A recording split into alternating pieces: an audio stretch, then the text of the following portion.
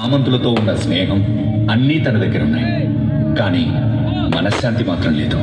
4-5 దైవ క్షేత్రాల దర్శనం, 10కి పైగా తీర్థ స్నానాలు చేశాడు. దేవుడికి తులాభారం, తల్లిదండ్రుల పేర్ల మీద అన్నదానం చేశాడు. ఇలా ఏం చేసినా రాజు కళ్ళల్లో నిద్ర, మనసుకి మనశ్శాంతి దొరకలేదు. ఇదే ప్రశ్నను రోజు శాస్త్రం చెప్పే భూతాయితాల్ గారి వద్ద మోకరిల్లి అడిగాడు.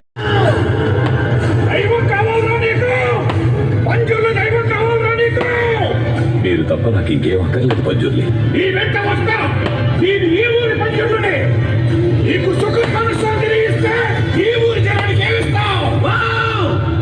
మీరేమడిగినా ఇస్తాను.